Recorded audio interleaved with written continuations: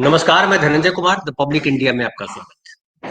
उत्तराखंड में कल चुनाव चल रहा था, निकाय चुनाव चल रहे थे और वहां से खूब सारी शिकायतें आ रही है बदमाशियों की। किसी जगह पे 1400 लोगों के नाम एक बूथ पर कटे मिले, गायब। कहीं जो है पुलिस ने डंडा चलाया, 5 बजे के बाद जो वोटिंग के लिए लाइन में लगे थे लोग उनके साथ मारपीट की, विधायक रो रही थी। कई तरीके की चीजें हुई, कई विसंगतियां पाई गई, लेकिन चुनाव आयोग उस पर खामोश है और पहले भी खामोश रहा था। तमाम तरीके की शिकायतें की गई, लेकिन शिकायतों का कहीं कोई जवाब आया नहीं। और जो जवाब आया, जो सफाई दी, वो ये कहा कि हम पाक साफ हैं, जो आरोप लगा रहे हैं वो गड़बड़ है। अब देखिए, कांग्रेस के नेता जो है वो लिख रहे हैं और बड़ा सही बात लिख रहे हैं। इसको सिलसिलेवार समझना जरूरी है। इससे क्लैरिटी बनती है कि दरअसल जो समस्या है वो क्या है और जो चुनाव आयोग कर रहा है वो क्या कर रहा है, प्रशासन उसमें किस तरह से शामिल है। और कुल मिलाकर के एक ऐसी स्थिति बनाई जा रही है जिसमें आम आदमी के वोट देने के अधिकार को छीना जा रहा है। अब देखिए, आम आदमी जो है जो वोट देने जाता है, चुनाव आयोग की भूमिका ये है कि आम आदमी को प्रेरित करे कि आप आइए और वोट दीजिए, ज्यादा से ज्यादा लोग वोटिंग के लिए शामिल हो, वोटिंग करें। क्योंकि आम आदमी जो वोट देता है वो सरकार चुनने का काम करता है ताकि अच्छी सरकार आए। लेकिन जब 70% लोग वोट दे रहे हैं और 30% लोग वोट नहीं दे रहे हैं, तो चुनाव आयोग की भूमिका बनती है कि चुनाव जो हो फेयर हो, ताकि आम आदमी का विश्वास उससे बढ़े और सबके सब लोग उसमें शामिल हो। लेकिन लगातार जो वोट देना चाहते हैं, जो जाते हैं बूथ पर, जो जाते हैं लाइन में लगते हैं और उनको पता चलता है कि हमारा नाम ही नहीं है वोटर लिस्ट। अभी पिछले चुनाव में तो हम थे, अभी नहीं है, हमने घर भी बदला, हमने कुछ और भी नहीं किया, हमारा नाम काट दिया गया, तो बड़ी परेशानी होती है। और आम आदमी के पास कोई रास्ता नहीं है, कैसे सुनवाई करे, किससे बोले, किससे शिकायत करे। तो आप चुनाव आयोग कह सकता है कि आप जो है जाकर के फिर से नाम डलवा लीजिए या आप जांच कीजिए, लेकिन जिस दिन वोट देना है उस दिन तो नहीं वोट देने दिया गया। कितना फ्रस्ट्रेशन होता है। और ये नागरिक के जो अधिकार है चुनाव में शामिल होने का या वोट देने का, उसका हनन है, ये संवैधानिक अपराध है। लेकिन इस पर चुनाव आयोग खामोश है। अब देखिए, पिछलेवार जो बात कर रहा हूँ वो कह रहे हैं ये कि महाराष्ट्र चुनाव में वोटर लिस्ट में गड़बड़ी को लेकर चुनाव आयोग ने कांग्रेस को लंबी सफाई दी। हमने बताया था आपको कि चुनाव आयोग ने कहा कि ये जो सिलसिलेवार दिल्ली चुनाव की घोषणा के दिन सिलसिलेवार उसने सफाई रखी। सफाई क्यों रख रहे हैं आप? जो है आपके कह देने भर से हो जाएगा? जो प्रैक्टिकल हो रहा है वो क्या हो रहा है? तो ये कांग्रेस के नेता जो है प्रैक्टिकल बात बता रहे हैं, जो आपके सामने रखना जरूरी है। वो कह रहे हैं कि कांग्रेस ने जो है कहा कि आप जो सफाई दे रहे हो वो गलत है। उसके बाद अब जो मामला है, खास करके उत्तराखंड का जो मामला है निकाय चुनाव का, वो बड़ा भयानक है। अब देखिए क्या कह रहा है। वो कह रहे हैं कि देहरादून नगर निगम का जो केस है, उसमें 16 अगस्त 2024 को जो लिस्ट जारी हुई थी, उसके अनुसार 8,03,000 वोटर थे।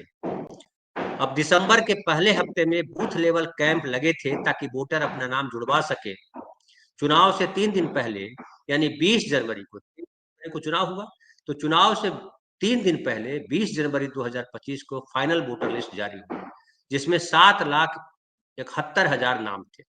34,000 नाम काट दिए गए। बताइए, 8,03,000 वोटर थे 16 अगस्त को जो लिस्ट जारी हुई थी, और 34,000 नाम काट दिए गए।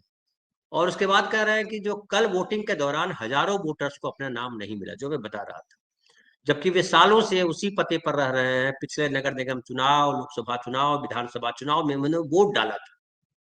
और ऐसे कई नाम एकत्रित कर रहे हैं कांग्रेस के लोग ताकि वो जांच करवा सके। अब देखिए क्या हुआ है, ये अब फैक्ट क्या है, क्या होना चाहिए उसकी बात कर रहे हैं कि फाइनल लिस्ट से किसी वोटर का नाम डिलीट करने के लिए किसी ने फॉर्म 7 भरा होगा। वो चुनाव अधिकारी भी कहते हैं, आयुक्त, कि फॉर्म 7 भरना पड़ता है। चुनाव आयोग रिकॉर्ड में वो फॉर्म है। उस व्यक्ति के खिलाफ फर्जी सूचना देने और भारतीय नागरिक के वोटिंग के मूल अधिकार को छीनने के षड्यंत्र का केस बनता है। जो मैं कह रहा था कि आप जो है, जो वोट देने का अधिकार, नैसर्गिक अधिकार मिला है देश के नागरिकों को, कि जो 18 साल से ऊपर का नागरिक है उसको वोट देने का अधिकार है, वो वोट देगा, अपनी सरकार चुननी है उसको। दूसरा है कि जब किसी का नाम हटाने का form 7 electoral registration officer ERO को मिलता है, तो ERO रजिस्ट्रेशन ऑफिसर उस वोटर को नोटिस भेजेगा और जवाब के लिए 7 दिन का समय देगा। ईआरओ ने नोटिस कब और कैसे भेजा इसका रिकॉर्ड तो जरूर होगा। ये कांग्रेस के नेता कर रहे हैं कि हम मांगेंगे चुनाव आयोग से। अगर चुनाव आयोग देता है तो कानून बना चुके हैं कि डिजिटल हम कुछ नहीं देंगे आपको, हो सकता है इसमें भी कानून ले आए कल। अब तीसरा पॉइंट रख रहा है कि ईआरओ को किसी का नाम हटाने का अधिकार बिना फॉर्म 7 के भी है। मतलब फॉर्म 7 अगर नहीं भी भरा है तो नाम हटा सकता है। ये इलेक्टोरल रजिस्ट्रेशन ऑफिसर के पास ये अधिकार है। ये चुनाव आयोग तो उस दिन ऐसा नहीं बोल रहे थे कि आपको फॉर्म भरना ही पड़ता है। मगर ऐसे केस में ईआरओ स्पीड पोस्ट से ईडी लगा हुआ वोटर को नोटिस भेजना होता है और जवाब के लिए 15 दिन का समय देना होता है। क्या ईआरओ ने ऐसा किया? चौथा है कि नोटिस पीरियड समाप्ति के बाद यदि वोटर का जवाब नहीं आता है तो चुनाव आयोग का ब्लॉक लेवल ऑफिसर बीएलओ उस वोटर के घर जाकर खुद जांच करता है कि वो व्यक्ति उस पते पर रहता है या नहीं रहता है। क्या बीएलओ ने वो जांच की अथवा फर्जी रिपोर्ट दी है? चुनाव आयोग द्वारा उसे भी चिन्हित कर उस पर धोखाधड़ी और मूल अधिकार से किसी नागरिक को वंचित रखने के षड्यंत्र का केस। बिल्कुल सही है। अब देखिए कितना प्रक्रिया में कितनी पारदर्शिता है या प्रक्रिया कितनी स्पष्ट है, ये आप देख लीजिए। ये जो बता रहे हैं बहुत अच्छी बात है जो कह रहे हैं कि इस तरह से करना होगा, नाम इस तरह से आपका हटेगा, फॉर्म 7 भरना होगा, फॉर्म 7 अगर नहीं भरा तो भी है, लेकिन उसकी नोटिस देना पड़ेगा। अगर कोई जवाब नहीं आता तो बीएलओ घर पे जाएगा और वहां जाकर के पता करेगा, ये भी बात है। अब उसके बाद है कि अगर किसी वोटर का पता शिफ्ट हो गया है तो चुनाव आयोग को कोई व्यक्ति फॉर्म 8 भरकर बता सकता है। इसकी आखिरी समय सीमा नामांकन खत्म होने के 10 दिन पहले होती है। अगर अंतिम समय में फॉर्म 8 भरा हो तो चुनाव आयोग नियम अनुसार नए और पुराने दोनों पतों पर वोटर का नाम रहना चाहिए। जो नया पता है, पुराना पता है, वोटर का नाम होना चाहिए। ऐसे नाम एक एएसडी लिस्ट में अलग रखे जाते हैं। पोलिंग ऑफिसर को यह स्थायी निर्देश है कि वोटर को उसका लेटेस्ट एड्रेस प्रूफ देखकर वोट देने दिया जाए कि आप जो जिस पते पर रह रहे हैं उसका पता बताइए, उस हिसाब से पुराने लिस्ट के हिसाब से आपको तब हटाया जाएगा जब कंफर्म हो गया। इस बार मैं गया तो मेरे साथ ऐसा हुआ। अब आखिरी बात है कि बहुत से ये लोग कहते हैं कि वोटर लिस्ट में नाम चेक करना वोट की जिम्मेदारी है। चुनाव आयोग भी बोलते हैं कि वोटर लिस्ट की भी जिम्मेदारी है कि आप नाम चेक कीजिए। पार्टियों की जिम्मेदारी है कि आपके पास जो लिस्ट आया है उसको चेक कीजिए, गड़बड़ी है तो बताइए। चुनाव आयोग ये भी कहता है कि उसने राजनीतिक दलों को block level agent BLA system दिया है जिससे वो वोटर लिस्ट की प्रक्रिया पर नजर रख सकते हैं। दोनों बातें सही है, लेकिन फाइनल वोटर चुनाव से केवल 3 दिन पहले पब्लिश हुई। अब बताइए, यहाँ पे लोचा है कि फाइनल वोटर लिस्ट चुनाव से केवल 3 दिन पहले पब्लिश हुई है। अब बताइए किस आधार पर ये किया जाएगा? 20 जनवरी 2025 को इसमें 24,000 नाम काट दिए गए। ऐसे में अगर ईआरओ ने जिनको पूर्व नोटिस नहीं दिया, अगर बीएलओ उनके घर नहीं आया, तो वोटर को कैसे पता होगा कि उसका नाम काटा गया है? अब कांग्रेस के लोग कह रहे हैं कि इसलिए हम जो है वो सारा इकट्ठा कर रहे हैं और जो है इकट्ठा करने के बाद हम चुनाव आयोग के पास जाएंगे और उनसे ये उनके सामने ये बात रखेंगे। हम जल्द ही ठोस जानकारी के साथ कानूनी कार्रवाई भी करेंगे। एक और जानकारी कि लोकसभा चुनाव 2024 के बाद उत्तराखंड में नए वोटर की संख्या 11% बढ़ गई है। ये उछाल तब है जब बड़े पैमाने पर पुराने वोटरों के नाम भी काटे गए। तो साफ साफ ये जो कहा जा रहा है कि चुनाव आयोग ने जो किया है उसमें संदेह पैदा होता है। और संदेह इसलिए पैदा होता है कि तमाम प्रक्रियाओं को अगर फॉलो किया गया तो आप उसको रखिए जो कंप्लेन कर रहे हैं। जो लोग अब एक बूथ पर 1400 लोगों के नाम काट दिए गए, ये तो बहुत दुखद बात है। कैसे काट देंगे इस तरीके से? लाठी कैसे चलवा देंगे जो वोट देने आए हैं? और जो वोटर का अधिकार है वोट देना, ये सबसे बड़ा अधिकार है। हमें संविधान ने सबसे बड़ा अधिकार यही दिया है नागरिकों को कि हम वोट दे करके सरकार को बदल सकते हैं, सरकार को चुन सकते हैं। और अगर कोई व्यवस्था हमारे इस अधिकार को छीनता है, हमें इस अधिकार से महरूम करता है, तो महरूम करता है, क्षमा करेंगे, मरहूम नहीं, महरूम करता है, हमें वंचित करता है, तो ये संवैधानिक अपराध है। और इस पर ये बड़ा सीरियस मैटर है। पिछले कुछ सालों से चुनाव आयोग पे लगातार ये आरोप लग रहा है कि वोटर लिस्ट से नाम काट दिए जाते हैं। एक ये भी मैं मामला देख रहा था कि छोटे बच्चे को, मतलब 12 साल का बच्चा है, उसका नाम वोटर लिस्ट में डाल दिया गया, उसकी उम्र 19 साल कर दी, 29 साल कर दी। किसी बच्ची का वो वैसे ही कर दिया गया। तो ये कौन कर रहा है और क्यों कर रहा है?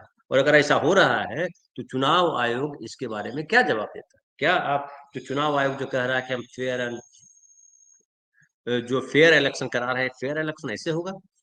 और जिस तरह से प्रशासन ने उत्तराखंड में किया है वो तो भयावह है, और ये तमाम जगहों पे देखने को आ रहा है। उत्तर प्रदेश में भी पिछले दिन विधानसभा का जो उपचुनाव हुआ उसमें देखने को आया कि पुलिस ने किस तरह से बदमाशी की, लेकिन चुनाव आयोग ने कहीं कोई कार्रवाई नहीं। चुनाव आयोग कार्रवाई क्यों नहीं कर रहा, ये सबसे बड़ा सवाल है। गाली को लेकर के देख लीजिए कि जिस तरह से आरोप प्रत्यारोप में गालियों का इस्तेमाल हो रहा है, जिस तरह से दिल्ली के चुनाव में देख लीजिए कैश बांटे जा रहे हैं, तो लोटा बांटा जा रहा है, तो पता नहीं क्या क्या बांटा जा रहा है, और चुनाव आयोग खामोश है। लग रहा है चुनाव आयोग का काम के लिए इतना है कि उसको प्रिजाइडिंग ऑफिसर भेज दे, मशीन भेज दे, और वहाँ पे चुनाव हो गया। लेकिन आचार संहिता का पालन कौन कराएगा? आचार संहिता का पालन नहीं हो रहा है। नाम सही है या नहीं है उसको सही तरीके से देखा नहीं जा रहा है, और ये तमाम स्थितियां इसलिए है कि आरोप जो है वो मजबूत होते हैं कि चुनाव आयोग गड़बड़ी कर रहा है। और अगर चुनाव आयोग इस तरह की गड़बड़ी करेगा और देश के नागरिकों का अगर विश्वास उठेगा चुनाव से, तो फिर चुनाव आयोग इसके लिए सबसे बड़ा अपराधी है। और चुनाव आयोग के जो अधिकारी हैं उनको इस पर ये दायित्व, ये उत्तरदायित्व उनको समझना पड़ेगा और उसको उस से कार्रवाई करनी पड़ेगी। और सबसे बड़ा इंपॉर्टेंट बात है कि ट्रांसपेरेंसी। देख आपने जो हमने आपके सामने जो रखा कि किस तरह के दिए गए कि एक जगह से अगर गड़बड़ी होती है दूसरी जगह पकड़ ली जाएगी, दूसरी जगह हुई तो तीसरी जगह पकड़ ली जाएगी, चौथी जगह पकड़ ली जाएगी। लेकिन चारों जगह के बाद भी अगर इतनी शिकायतें हैं, इसका मतलब क्या है? इसका मतलब है कि प्रक्रिया का सही तरीके से पालन नहीं किया जा रहा है। और अगर सही तरीके से पालन नहीं किया जा रहा है तो ये दो देश के साथ, देश के नागरिकों के साथ धोखा है, और ये बहुत संज्ञेय अपराध है। अब कानूनी व्यवस्था में इस अपराध में क्या सजा है मुझे नहीं पता अभी फिलहाल, लेकिन ये मैं इतना जानता हूं कि देश के नागरिकों को उसके अगर मताधिकार से वंचित किया जा रहा है तो ये बड़ा अपराध है लोकतंत्र में। तो फिलहाल इतना ही, कल फिर बात करेंगे हम नए विषय पर। धन्यवाद।